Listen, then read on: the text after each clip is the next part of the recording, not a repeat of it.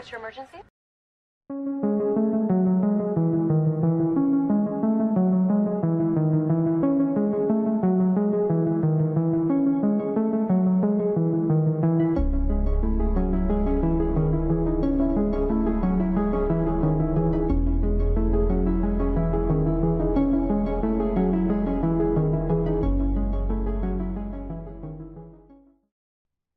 Hola amigos, espero que estén todos súper bien. Yo soy Mika y les doy la bienvenida a este nuevo episodio de Un Rato de Misterio.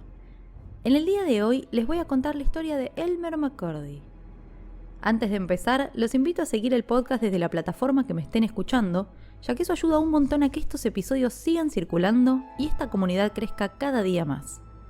Ahora sí, una vez más y como siempre, los invito si quieren a buscar un té, un café, lo que les guste tomar, y empezamos con el caso.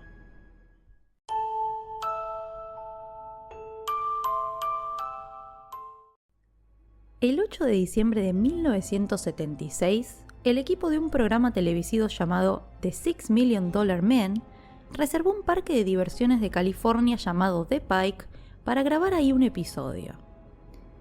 Mientras preparaban todo para grabar, aprovecharon y probaron algunas de las atracciones que ofrecía el parque.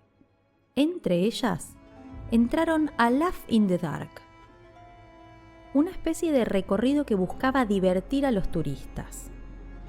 Cuestión que el grupo entra, recorre el lugar y en un momento se topa con un maniquí que estaba colgado de una horca.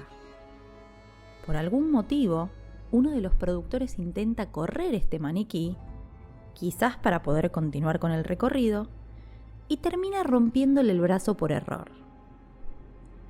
Imagínense la sorpresa de este equipo cuando del brazo roto del supuesto maniquí se desprendieron huesos y tejidos que parecían humanos.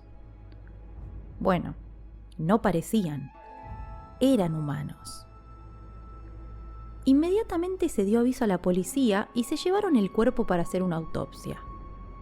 Ahí confirmaron que efectivamente era un cuerpo humano que estaba petrificado, cubierto de cera y de pintura de fósforo. Según el especialista que llevó a cabo el procedimiento, la persona había muerto por un disparo en el pecho, pero también tenía tuberculosis en los pulmones. El cadáver todavía tenía algo de pelo, pero le faltaban las orejas y todos los dedos. Dentro de su boca encontraron una moneda de 1924 y tickets para un bus, un show y un museo de crímenes conocido como Louis Sonney.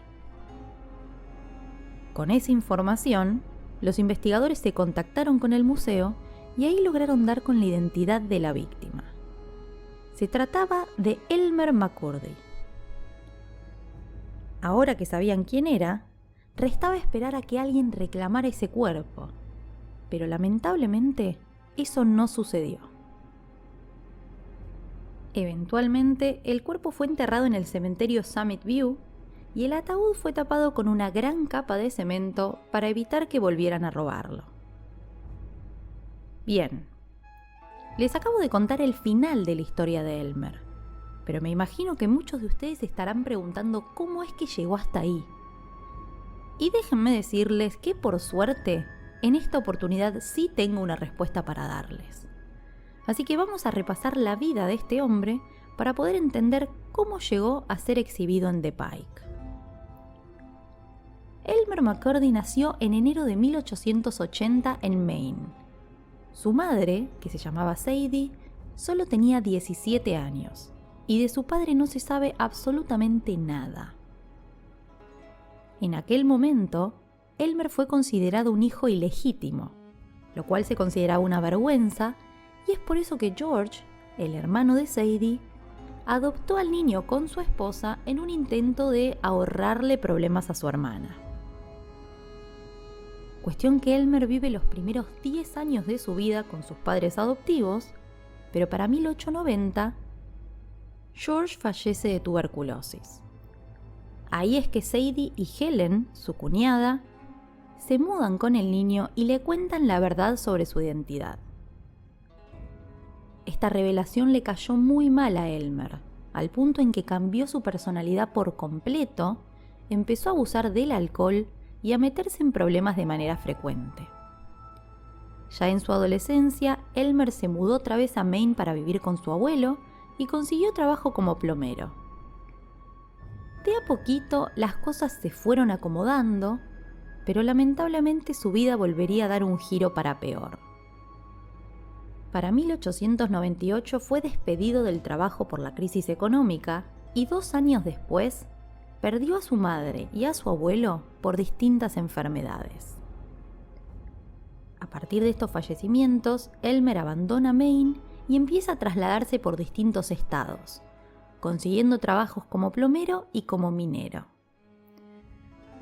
Sin embargo, para este punto su adicción al alcohol era bastante grave y no le permitía mantener ninguno de los trabajos que arrancaba.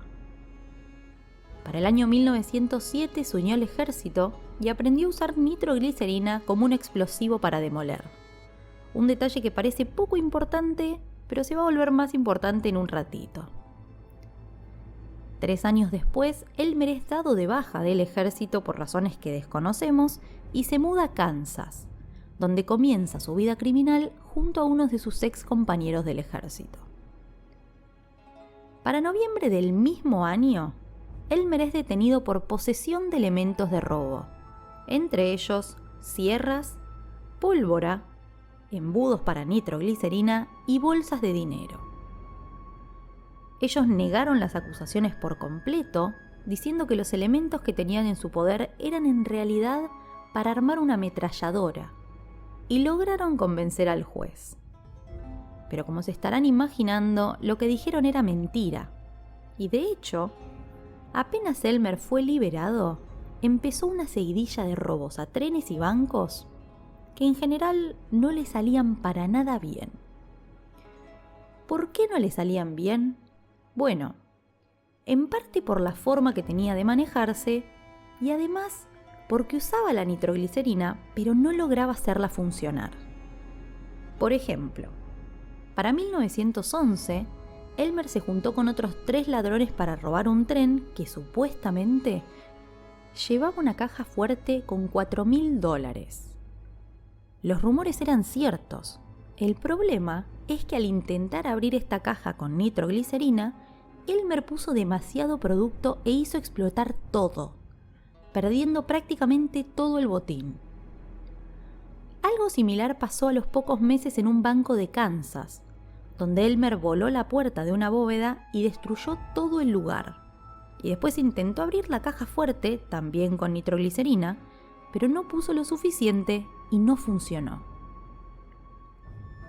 El robo que pondría fin a la carrera criminal de Elmer sucedió el 4 de octubre de 1911 cerca de Okesa, en Oklahoma. La intención era interceptar un tren en particular para robar los $400.000 que llevaba. Pero se equivocaron y en lugar de frenar a este tren, frenaron otro tren que solamente llevaba pasajeros, por lo que solo lograron llevarse un par de dólares, 2 botellas de whisky, un reloj, un saco y una pistola. La verdad es que son demasiadas cosas si nos ponemos a pensar nosotros, pero aún así en los diarios fue definido como el robo más pequeño de la historia. Y eso a Elmer lo decepcionó bastante. Pero por más que el robo fue pequeño, por más pequeño que fue el robo, igual se emitió recompensa por la captura de Elmer y 3 días después de los hechos, un grupo de policías lo encontró durmiendo en un cobertizo. Luego de un tiroteo entre el criminal y la policía, Elmer resultó herido con una bala en el pecho que terminó costándole su vida. Bueno, ya sabemos la historia de Elmer en vida. ¿Qué pasó a partir de su muerte? Bien, apenas falleció, lo trasladaron a una funeraria de Oklahoma, donde fue embalsamado a la espera de que alguien reclamara el cuerpo. Pero eso no sucedió. Y el dueño de la funeraria, enojadísimo porque había llevado a cabo los servicios pero no los pudo cobrar, decidió exhibir el cuerpo para hacer algo de plata. Entonces lo vistió, le puso un rifle en las manos y lo ubicó en la funeraria, cobrando 1 centavo a cada persona que quería ver al que llamaban el bandido que no se daba por vencido. Y déjenme decirles que con este negocio cuestionable le fue bastante bien, al punto en que distintos encargados de carnavales y ferias intentaron comprarle el cuerpo, pero el dueño se negaba una y otra vez. ¿Cuándo fue que se deshizo de Elmer? Bueno, recién en 1916, cuando fue contactado por un supuesto Eiber que decía que era el hermano de la víctima. Supuestamente, este hombre ya había hablado con las autoridades y tenía la intención de llevarse el cuerpo a San Francisco para enterrarlo junto a otro supuesto hermano. No sé si recuerdan que no mencioné a ningún hermano de Elmer a lo largo de su historia, y eso es porque efectivamente no tenía hermanos. Estos hombres que se hicieron pasar por familiares eran en realidad Charles y James Patterson, los dueños de un carnaval ambulante que mintieron solamente para hacerse con el cuerpo y poder exhibirlo en su propio espectáculo. Así, Elmer fue parte del carnaval hasta 1922, cuando estos hermanos lo venden al Museo de Crimen de Louis Sony, que tenía muñecos de cera de los ladrones y los criminales más famosos de la historia. De ahí en adelante, el cadáver de Elmer fue comprado varias veces, para promocionar carreras, para películas, para exhibirse en otros museos, y con el tiempo se fue deteriorando, al punto en que perdió las orejas y los dedos de las manos y los pies. Obviamente, con el paso de los años, el dato de que era un cadáver real también se perdió. Entonces los últimos dueños del cuerpo no tenían ni idea de la historia de Elmer ni lo que le había pasado. La cuestión es que pasando de un dueño al otro es que llega a manos de Ed Lirch, uno de los dueños de The Pike, que como les conté, decidió exhibirlo en su casa de las risas. Y ahora que este círculo está cerrado, podemos dar fin a la increíble historia de Elmer McCurdy y ya que estamos, también a este episodio.